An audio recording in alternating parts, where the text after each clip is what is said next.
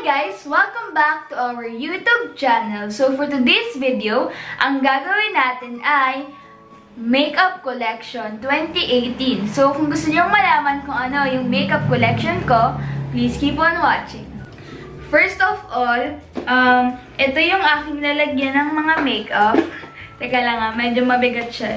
Dito lang siya nakalagay lahat and nabili ko to sa Ace Hardware for only 900 lang yata to. Ito siya. Ayan, meron siyang okay. Meron siyang 5 compartments and sa first compartment ay dito nakalagay yung mga foundation, concealer, corrector, primer. Dito nakalagay yung mga kinakailangan natin para sa ating base. So, ayan guys, sa first compartment, tinanggal ko na siya para mas madali tayo.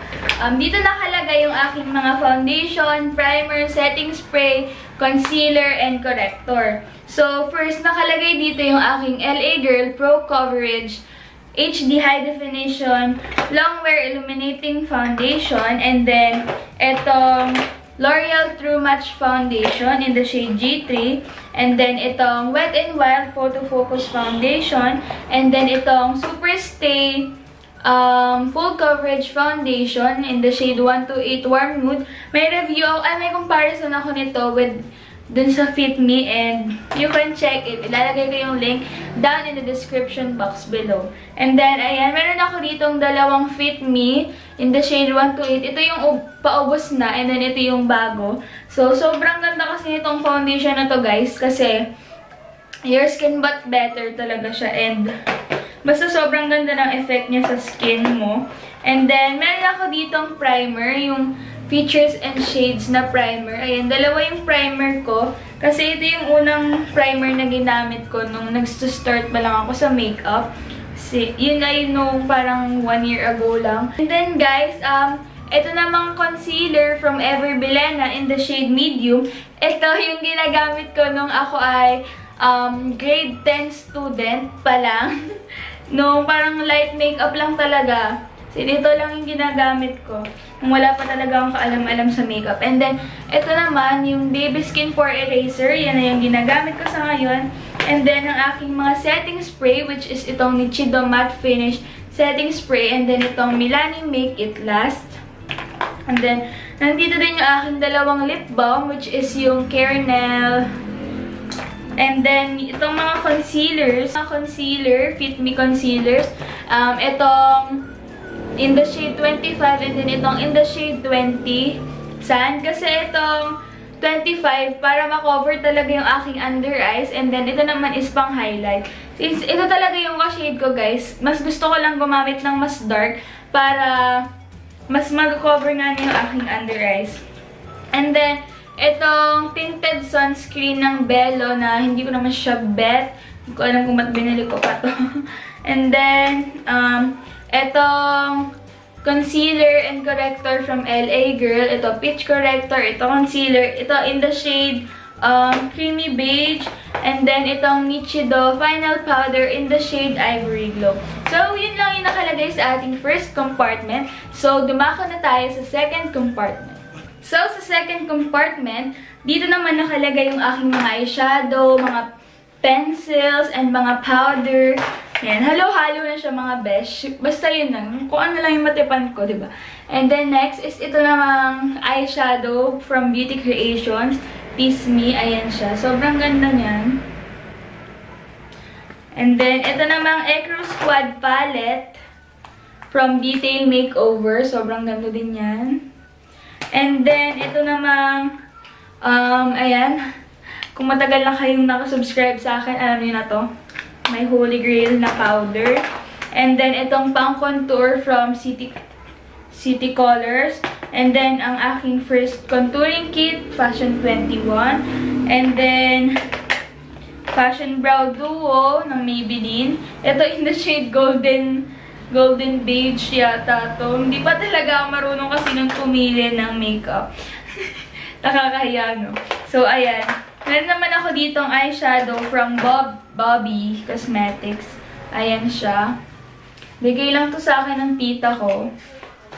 And then, meron naman ako dito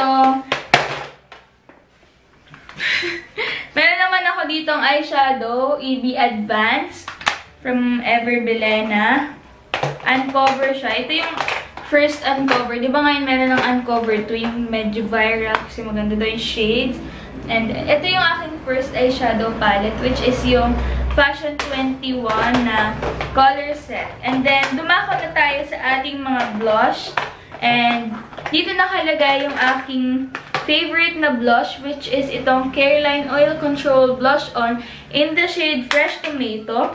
And then, ito namang Pink Sugar HD Cheek Color in the shade Miss Independent. Ayan. Sobrang ganda nitong shade na to, guys. Very perfect for morena skin tone, medium skin tone. Ayan, o. Sobrang subtle lang niya, mga besh. Hindi nyo nga yata makita. Basta yun.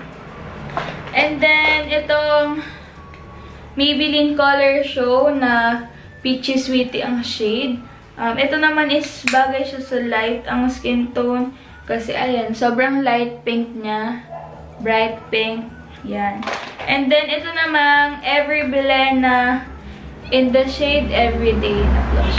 Ito, sobrang pigmented nito. Diba? Pakak. Pakak, ma'am siya. Ayan. And then, ito namang features and shades na highlighter. Ito yung aking first highlighter. Nung nag-start pa lang ako sa makeup. And then, itong eyeshadow na to nag-glitters from Avon. Rollerball pala siya. And then, ito namang highlighter na ginagamit ko ngayon, which is itong e.l.f. highlighter in the shade Moonlight Pearl. And then, ito yung aking mga pencils. Ito yung eyeliner from Nichido. Gagamitin ko sana ito nung sa Lustrous Inspired Makeup. Kaso nga, hindi nag-work yung aking makeup look nun. So, hindi ko na lang siya in-upload.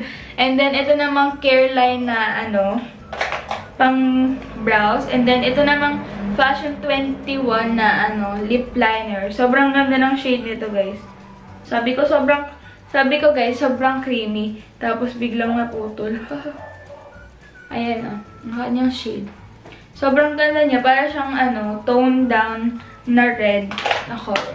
So, yun lang guys yung nakalagay sa aking second compartment. And let's move on sa third compartment. So, sa third compartment naman mga besh, ay doon lang naman nakalagay yung aking mga brushes. Oh!